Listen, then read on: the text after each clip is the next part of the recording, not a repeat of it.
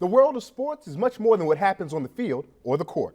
Times when athletics and society seem to be on a collision course. And navigating the intersection of sports and politics takes a deft hand and a strong voice. You'll hear from it next. Washington Full Circle starts right now.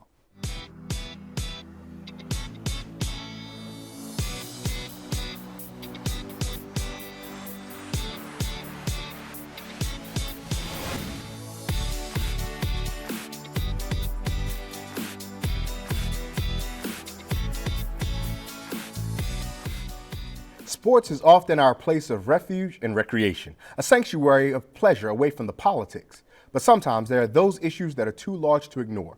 Dave Zirin has been documenting those issues throughout his long and illustrious career. He joins me in studio right now. Dave, thank you so much for spending time with us. Oh, it's great to be here. Thank you. Dave, you've written about the intersection of sports and politics for so long. Have sports and politics always crossed paths, or is this something that we're just recently observing? Oh, as long as there have been sports in this country, there has been a politics of sports. I ask people sometimes, name the first president to ever bring a sports team to the White House. And people usually guess John Kennedy, Nixon, some people even go like Gerald Ford, Ronald Reagan. But the answer is Johnson, but not Lyndon Johnson, Andrew Johnson. Really? 1867, the first professional baseball team, the Cincinnati Red Stockings, had a press avail at the White House. So this goes back. As long as there have been sports, there have been politics in sports, but also as long as there have been sports, there have been people who have attempted to use sports as a platform to project their own ideas about what America should be. Because, of course, the myth of sports is that it's this level playing field. And if you can achieve and show you're the best, then doggone it, then you're the best. And yet, of course, we live in a society that's profoundly and always has had deep inequalities. So sports has always been this kind of public platform where the myths that are put out by the United States, like some people are better than others based on gender, based on the color of their skin, that gets challenged in the arena of sports. And that's why it has always, for as long as there have been organized sports, it's always projected a political message. So it suggests that we think that sports is the one place where there's a meritocracy. If Right. you happen to be better, you will succeed. Is that not true? Well, it's not true, of course, because some sports there's more opportunity to succeed than others. Like, can we really say right now, for example, looking at Major League Baseball, that Dominican and Caucasian players are the best players in the world because they make up the overwhelming majority of major league players? Or do we have to look at other more political factors? For example, the erosion of baseball in the African American community, the shuttering of boys and girls clubs, lack of funding in public urban schools, and Major League Baseball's billions of dollars in investment in the Dominican Republic to be able to develop talent on a much cheaper basis. $2,000, you could sign a kid at age 15. We got to look at that. Dave, you seem to be suggesting that Bob Costas' not so eloquent quote that it's the culture of black people why they don't play baseball might not be all the way correct. No, and sometimes Bob is right on time. I'm not going to say he's not, but anytime someone says in any arena, I think, well, it's the culture of a community. To me, it's like culture is an extension of reality. You know, and that's not to say culture then doesn't shape the reality that we live in, but the starting point is always the base reality.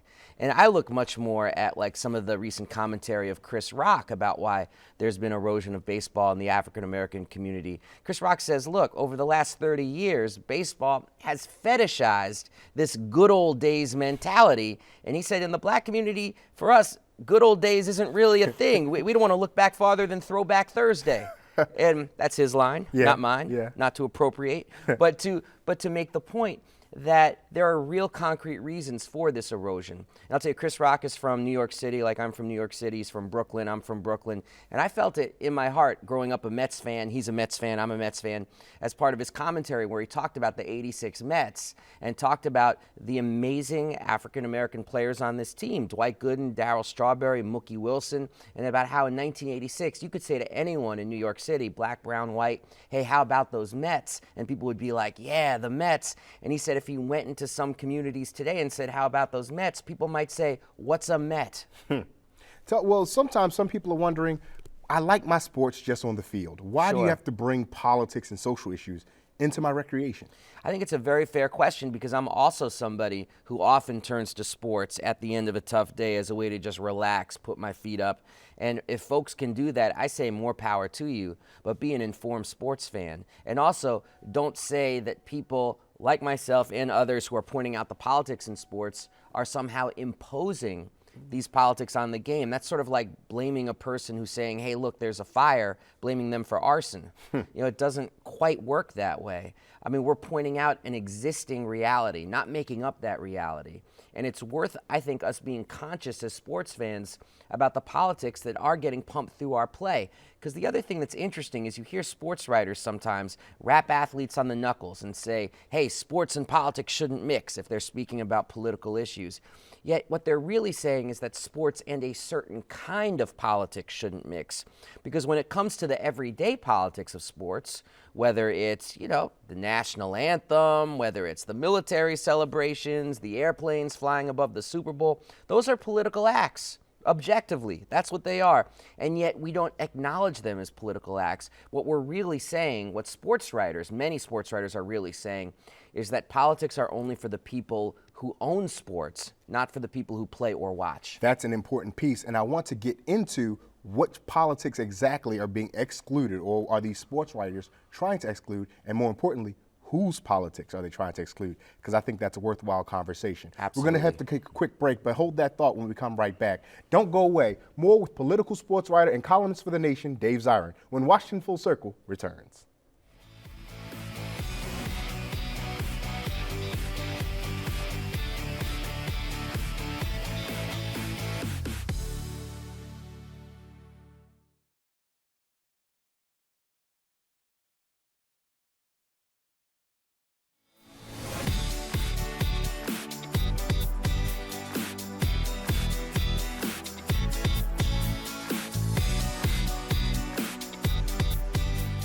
Welcome back to Washington Full Circle, and our guest, political sports writer and columnist for The Nation, Dave Zirin.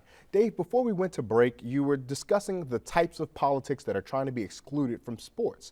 And oftentimes there are subtle politics that are present that we don't even recognize are political acts. Saying the Pledge of Allegiance, overhead flights, military appreciation, and even almost worship, if you will.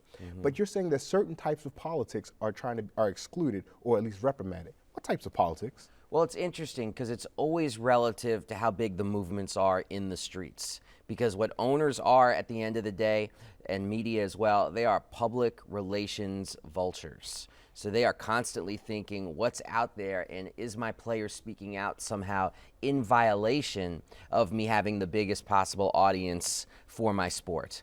So, for example, in the 1990s, when Craig Hodges of the Chicago Bulls handed an anti-war letter to George H.W. Bush when the Bulls won the championship in 1991. And that was something that earned Craig Hodges a trip out of the NBA because you were not supposed to be anti-war in 1991. Similarly, players like Steve Nash was reprimanded for coming out against George W. Bush's Iraq War. God, history's a lovely thing, isn't it? There's a George and a Bush, and there's a war. And there's a war, and there's Iraq. And Steve Nash was also reprimanded. He didn't find himself out of the league, but he got rapped on the knuckles for daring to wear a T-shirt to All-Star Weekend that said, "No war, shoot for peace." But fast forward to the fall of 2014, and you had a lot of players wear T-shirts that showed their allegiance to the Black Lives Matter movement. And a lot of folks were wondering, will NBA Commissioner Adam Silver, will NFL Commissioner Roger Goodell punish these players for wearing political T-shirts when they walked out onto the field? And they weren't punished. And I don't think that had to do with the goodness of the hearts of Adam Silver or Roger Goodell. I think they had a recognition that given the thousands of people in the streets and the generalized outrage about the police killings of Michael Brown and of Eric Garner and Tamir Rice, that was not something that they could do. Punishing players was not an option in that climate. And that is very interesting to me because it shows how flexible sports can be when it comes to politics. Interestingly, particularly about Craig Hodges and how the owners are responding to the question of public and political statements, it seems as long as your statement is not a threat to the bottom line, then you're fair game. So ostensibly, are owners simply just concerned with capital here? Yes. I mean, but it's interesting because you also have a lot of owners, and I've done studies on this, my own research about based on political donations. They do tend to be the right of Genghis Khan. That's in the general sense. So oftentimes you do have owners get very angry at players who speak out about politics simply because it violates their own personal beliefs. Just as a quick aside, dramatize for our viewers what to the right of Genghis Khan may mean. Well, to the right of Genghis Khan, I mean, means that you look at somebody like Jeb Bush and you think to yourself, man, that guy is just a crazy liberal socialist. So what's interesting is, like, in all seriousness, like if you look at, for example, the political spine of the Christian coalition and of the real right-wing Christianist movement that's largely located in Colorado Springs around organizations like the Family Research Council, focus on the family, and a lot of organizations that have family in it, but I don't know why family means you're not allowed to have health care, but for some reason that's what that means.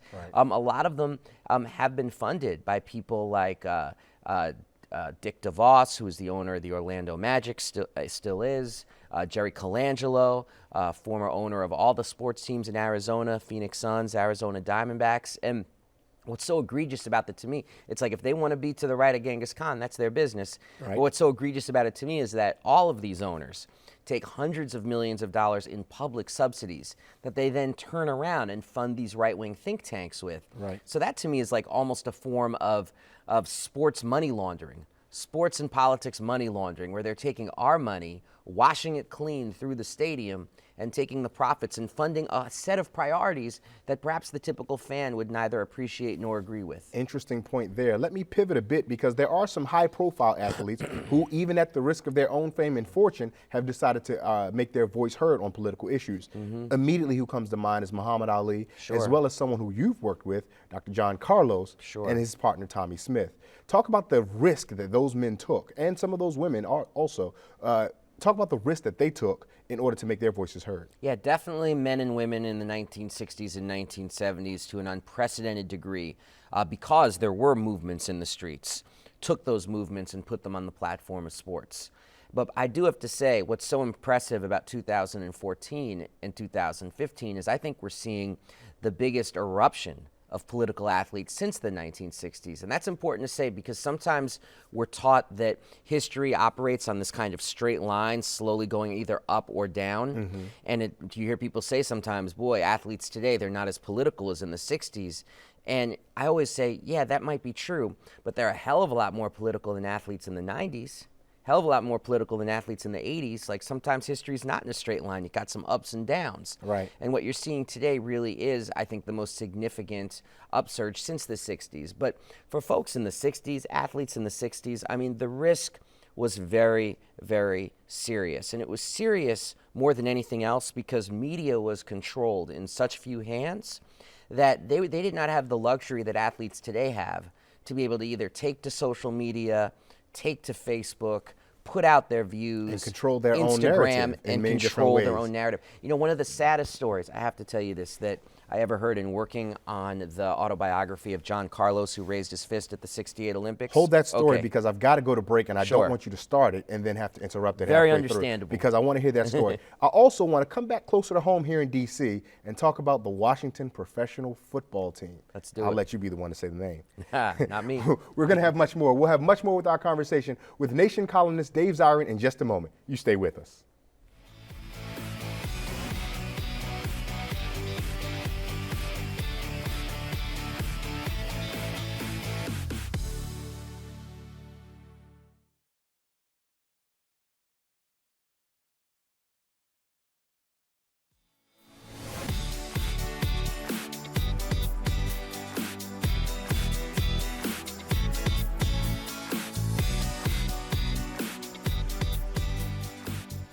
Welcome back. We're here with Dave Zirin, columnist at The Nation. Dave, you were telling us before we went to break an amazing story that you have about Dr. John Carlos and his experience. For those who may not remember, Dr. Carlos won those in the 1968 Olympics, who upon winning his medal came to the podium with black socks on, a black gloved fist. He and Tommy Smith raised their gloved fist to the sky in Mexico City. You have a story about Dr. Carlos. Well, I wrote Dr. Carlos's memoir with him, and he had an incredibly close relationship with his father, who was a World War I veteran. His father was dying in 1968 and was in the hospital during those Olympics. The media tore John Carlos apart after he raised that fist. And he went back to see his father in the hospital. And his father was reading the New York Times and reading about what a terrible person his son was. And he was looking at his son and just saying, "Son, is this you? This is you?" And he was like, "Pop, you know me. That's not me." But back then there were so few media outlets and we had so much trust in the media, dangerous trust, that his father was going to look at the New York Times and put more trust in that than what he was seeing in front of his own eyes with his son. And I'm very glad we've moved away from those times. You know, people say, "Oh, we're so cynical about the media." I say, good. We should be cynical about the media. We should trust what's in front of us and what people are saying and not put trust that the media necessarily has our best interests at heart. Absolutely, and it's interesting that you say that because not long ago we witnessed incidences or spates of African American men being killed by law enforcement, men and women, and the media following the police report, which in some cases we found ultimately to be false. Just a brief aside, but I like the point that you made about trusting media narratives. Right, coming back home right here to Washington, D.C., there's a professional football team and their struggles on the field aside. We'll leave that commentary for another day. There's also some struggles in their PR office as well as their ownership box with regards to the team name and the way a certain group of Americans are treated. Talk to our viewers about that. No, absolutely. I mean, the Washington football team have a name that's a racial slur. And that name should be changed. It should be changed for one simple reason. It's 2015. And anytime Dan Snyder, the reptilian owner of the team, who I think most fans, I'm serious about this, they did a poll in the Washington Post. Most fans say they would give up the team for 3 years if it meant that a new owner would come in. They would take a 3-year break from us having pro football here. And so Dan Snyder, on this issue, by the way, is his own worst enemy. He's like King Midas in reverse. Everything he touches turns to crap. So it's like he says he's for the name. A lot of people are like, maybe I'm against the name because I don't want to be standing with him.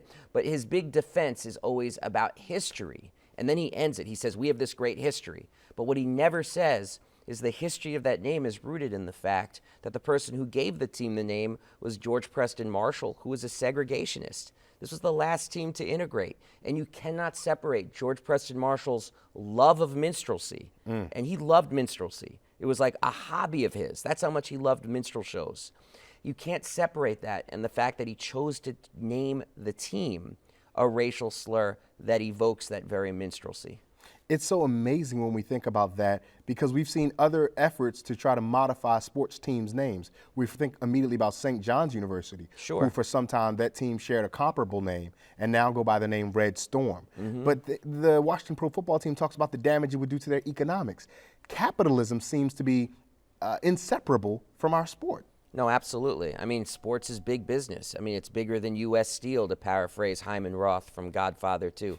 And I think 100 years ago, if you had told the titans of American industry that in 100 years sports would be this multi-billion-dollar global business, they would have looked at us like we were out of our minds. But today, we're seeing that sports has not only become big business, it's become the substitute for anything that resembles an economic policy in our cities. And that's why I think the one thing that would get Dan Snyder to change the name would be if the city of D.C. was like, hey, you want $1 billion worth of land to move the team back in from Landover? Then I think you might see him find religion on the name mighty quick. Real quick, yes, no answers. I'm going to throw several questions to you. Some of them I think I might know your answers reading your work.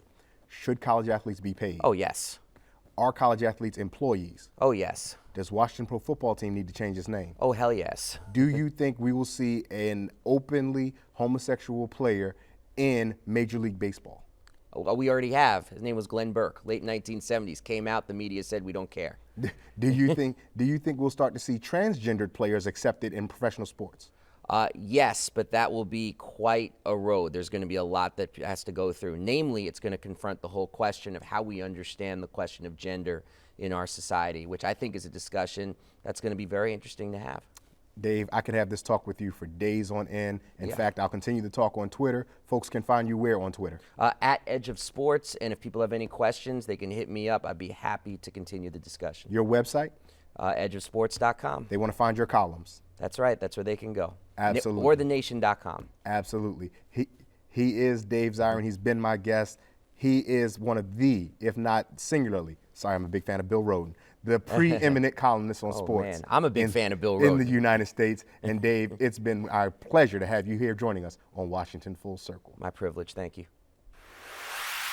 Now, what I was struck by with this interview, fantastic interview, by the way. Oh, thank you so much. Was his mention that this whole thing started way back in the 1800s. Right. This politics and sports combined. Right. I was really surprised to hear that because he mentioned President Johnson inviting sports teams to the White House. And I'm thinking, oh, okay, Lyndon. And then it was Andrew. Exactly. It was Andrew. And then the hilarity of the Chicago Red Stockings. Cincinnati Red Stockings. Excuse me. Yeah. Amazing. We thought it was all today's occurrences. Yeah. One of the other things, too, is bringing in the Redskins and the names of the Redskins, which hits home here in D.C. Politics again. But the main thing was that it involves the economy. It involves the money. It's always about money. So one thing that I didn't think, when we think about a relaxation from sports, it takes us away from everything, from our business, from our commerce, from our stress at home. But business commerce is very much involved in sports. And so every way you look at it, no matter how you're talking about it, you know, one thing I have to make sure we remind folks, you can't forget, he said college athletes should be paid. I heard So we'll it. take a look at that. It. Nonetheless, it was a great interview. That's terrific. You did a great job. Thanks so much. Well, great conversation, interesting perspectives. Thanks to Ray Baker and our guest, Dave Zirin. And thanks to all of you for watching. We'll see you again next time.